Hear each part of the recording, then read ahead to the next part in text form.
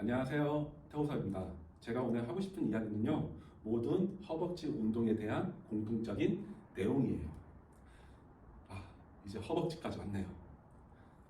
자, 허벅지는요, 우리가 이제 쉽게 표현할 때는 허벅지 앞쪽, 허벅지 안쪽, 허벅지 뒤쪽 이렇게 이야기를 해요. 이제 이 허벅지를 좀 더 이제 명칭을 이야기하면 이 허벅지 앞쪽은 이제 이 바깥쪽이 외측강근, 이 가운데가 이제 직근하고 이제 중앙이 있죠. 이 안쪽이 내측강근. 이렇게 하고 네 개가 있기 때문에 대퇴사두근이라고 해요. 그리고 이 안쪽은 대표적으로 이제 내전근이 있고 박근이 있어요. 그냥 흔히 그냥 대내전근 뭐 이렇게 표현하기도 해요. 어쨌든 이렇게 있고요. 이 허벅지 뒤쪽은 이제 우리가 보통 대퇴이두근 이것만 이야기하잖아요. 대퇴이두근은 이렇게 했을 때 이 바깥쪽이 대퇴이두근이고 이 안쪽 있죠. 이 안쪽을 이제 방건, 방막, 양근이라고 해요. 그래서 허벅지 뒤쪽은 반절 나눠서 그 땡기 발가락 쪽 있는데 이 바깥쪽을 대퇴이두근, 이 엄지 발가락 쪽 있는 것 안쪽에 있는 것을 이제 방건, 방막, 양근이라고 하죠. 어쨌든 그냥 허벅지 뒤쪽은 두 개로 나눠진다. 이 정도만 아시면 될 것 같아요. 제가 아직도 감기 기운이 있어서 조금 버벅거릴 것 같아요. 그래서 좀 이해해 주시고요. 그러면 이 허벅지 운동은 종류는 몇 종류가 있냐라고 하면 크게 두 가지밖에 없어요. 그 첫 번째가요, 이 무릎 관절 있죠. 이 무릎 관절을 중심으로 해서 동작하는 운동들이 있고요. 이 골반 쪽을 움직여서 허벅지를 늘려주는 운동 이렇게 있어요. 그리고 크게 허벅지 운동은 두 종류가 있어요. 원래 길이에서 짧아졌다 돌아왔다 이 운동이 있고, 원래 길이에서 늘어났다 돌아왔다 이 운동이 있죠. 그런데 이제 대부분의 우리 그 하체 운동 대부분이 무릎 관절 쪽으로 타고 올라가는 운동을 하면 이제 무릎 쪽을 여기가 부하가 제일 많이 걸리고 쭉 타고 올라가는 이런 운동들이 거의 대부분이에요. 뭐 바벨 스쿼트, 헥스쿼트, 파워 레그 프레스, 뭐 기본 런지 등등, 뭐 와이드 스쿼트 등등등등 대부분이 무릎 중심이죠. 그러면 그 운동들만 많이 하면 이 선 있죠. 허벅지 선이 밑에부터 옆까지는 선명하지만 이 중간부터 그 입부터는 살짝 희미해져요. 그러면 이 선을, 이 위쪽 선을 잡아주고 발달시키는 운동은 늘려주는 운동이에요. 그래서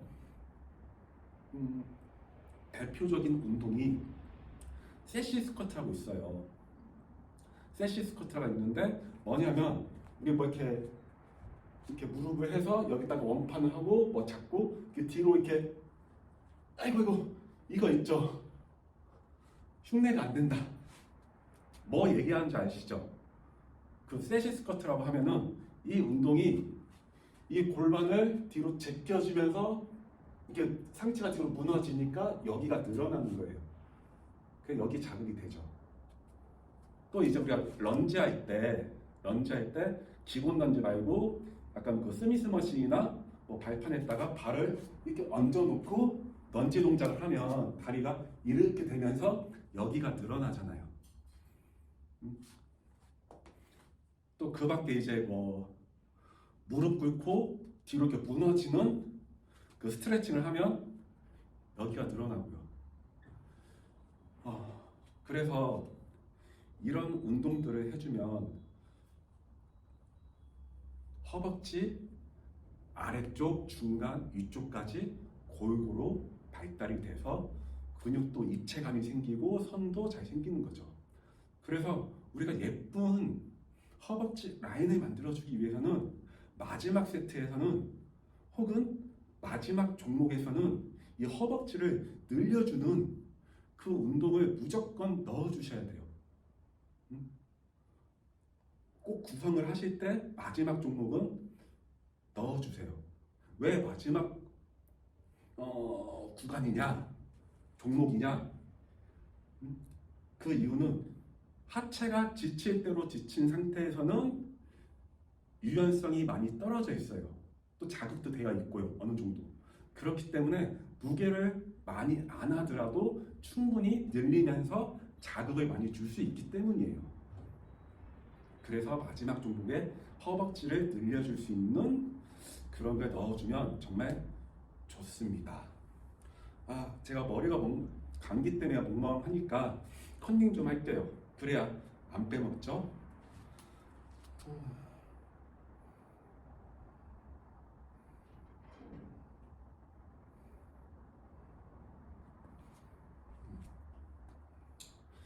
우리가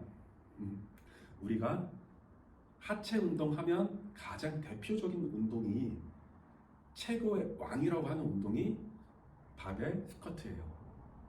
이 스쿼트 운동을 최고라고 하죠. 하지만 여러분, 이것은 분명히 아셔야 돼요. 스쿼트가 하체 운동에 가장 좋은 운동은 맞아요. 하지만 절대적인 건 아니에요.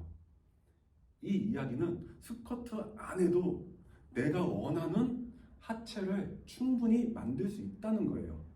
그렇기 때문에 스쿼트에 너무 연연하실 필요가 없다는 거죠. 물론 스쿼트를 잘하시면 운동이 정말 깔끔하게 끝나요.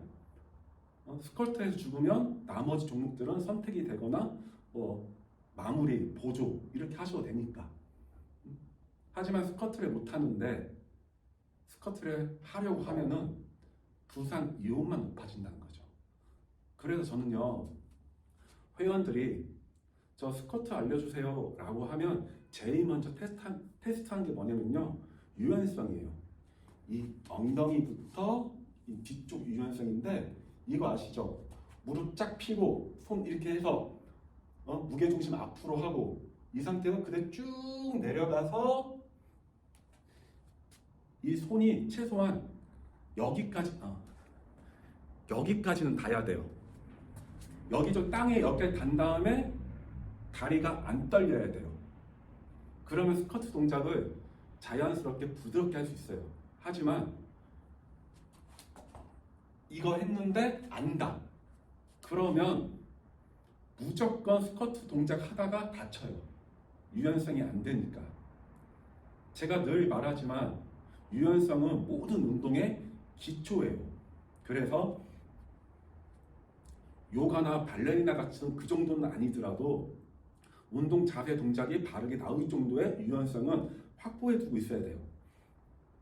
그러면 스쿼트 할 때 이 뒤쪽 유연성이 좋아야만 자세 동작이 바르게 나오는데, 유연성이 안 되면 어떻게 하냐? 이렇게 되는 거죠.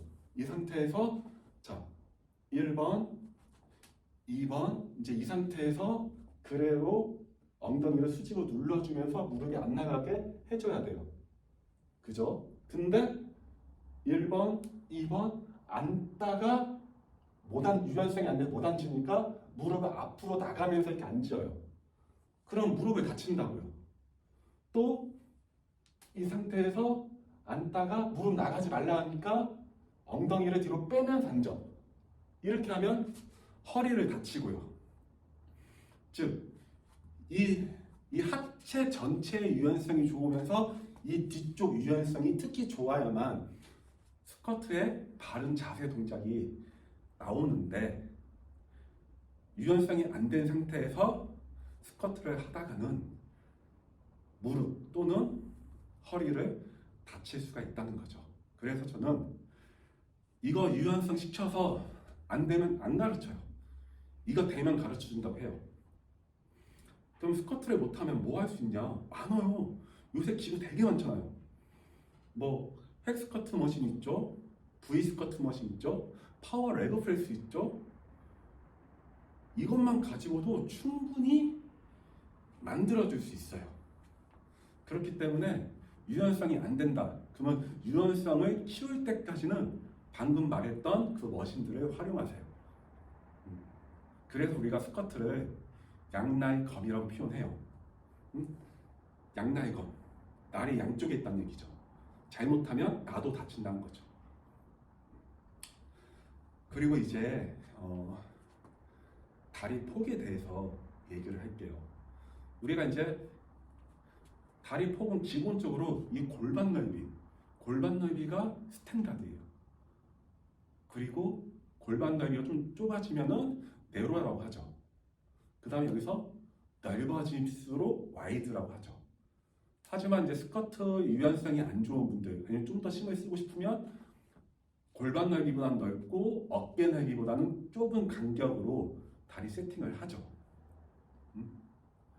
그래서 보통 이런 자세로 많이 해요. 하지만 스탠다드는 골반 넓이라는 거예요. 그래서 이 스탠다드로 하면은 허벅지 전체가 다 좋아져요. 뭐 왼측, 내측, 중간, 직근 다 좋아져요. 그리고 다리가 넓어질수록 이 내측 간근, 내전근 쪽이 좋아지죠. 그래서 우리가 엉덩이 운동 얘기할 때 와이드 스쿼트를 하면은 내측과 내전근, 엉덩이 바깥쪽이 많이 좋아진다고 얘기했죠. 그 다음에 다리가 좁아질수록 외측 관근이 좋아져요. 그럼 여러분, 내가 대회를 나가겠다. 그러면 스탠다드 간격하고 좁게 이 간격으로 운동을 많이 하시는 게 좋아요. 그 다음에 와이드는 마지막에 보조로 하시면 되고요. 왜 그러냐면요, 제거 그 19년도에 대회 나간 거 사진이나 영상 보시면 저는 여기 그 무릎을 해가지고 외측 간근이 이렇게 튀어나왔어요. 즉 외측이 튀어나온다는 것은 시각적으로 봤을 때 허벅지가 두껍게 보인다는 거예요. 그러니까 대회 나갈 때는 허벅지가 좀 두꺼워야 좋은 거잖아요. 요새 여자 대회도 많이 바뀌어서 옛날에는 이 외측을 키우지 않았는데 요새는 많이 바뀌어서 여자들도 외측을 키우잖아요. 그래서 외측 강근을 키우는 운동이 다리를 좁게 하는 거예요. 그러면 여기서 하나 더 얘기를 드리면, 나는 도저히 스쿼트 할 때 스탠다드나 네로는 못하겠어. 그래서 원래 하던 대로 하는 거예요. 어깨 넓이만큼 해서 동작을 하는 거죠. 그러면 이 바깥쪽이 많이 안 먹었잖아요. 그죠? 그럼 바벨 스쿼트가 끝나면 두 번째 종목을 핵스쿼트를 잡는 거야. 핵스쿼트 머신 할 때 다리를 좁게 해서 하는 거예요. 그러면 외측이 많이 먹죠. 여러분 이거 아셔야 돼요. 핵스쿼트 머신의 목표는 외측 강근을 키우기 위해서 만들어진 기구라고 봐도 과언이 아니에요. 우리 그 도리안 H가 됐든 뭐 로니 콜먼이 됐든 유명한 올림피아 선수들 핵스쿼트 머신 하는 거 봐요. 다 다리 간격 좁아요. 그 이유는 스쿼트에서는 좁게 고중량을 치기가 어려워요. 여러분이 해보시면 아는데 정말 어려워요. 유연성도 더 좋아야 돼. 좁게 잡잖아요. 그럼 이 아랫다리 여기 유연성도 좋아야 돼요. 여기도 땡기거든. 그러니까 스쿼트는 고중량 치기 위해서 원래 자신이 편하게 할 수 있는 간격을 하고 그 다음에 보조로 좁게 하는 거죠. 그 다음에 그 파워 레그 프레스 있죠. 이 기구는 제가 엉덩이 운동 얘기할 때도 잠깐 언급을 했는데, 파워 레그 프레스는 기구 구조 때문에 내측 강근과 안쪽이 많이 먹어요. 그래서 그냥 파워 레그 프레스는 발판을 중간에 잡고 와이드로 최대한 와이드로 잡고 엉덩이가 살짝 말아질 때까지 최대한 내렸다 펴주는 게 포인트예요. 파워 레그 프레스에서 다리 좁게 한다고 해도 좁게 잡고 해도 내측하고 안쪽이 많이 자극이 가요. 그렇다고 바깥쪽이 안 되는 건 아니지만 그 헥스커터와 비교했을 때 많이 간다는 거죠. 그래서 그러면 이제 기본적인 루틴이 어떻게 가냐면요. 바벨 스쿼트, 뭐 프론트가 됐든 백이 됐든 선택하시고, 이거 저는 노테이션으로 돌리거든요. 어쨌든 바벨 스쿼트, 헥 스쿼트 좁게, 그 파워 레그 프레스 넓게, 그 다음에 바벨 와이드 스쿼트, 그 다음에 마지막으로 세시 스쿼트나 런지 이렇게 올려서 이렇게 해요. 아니면 이 5가지 중에 한 3개만 뽑아서 하든지, 그때그때마다 다른데 기본적인 순서는 이제 이렇게 간다는 거죠. 또 잠깐만 컨닝할게요.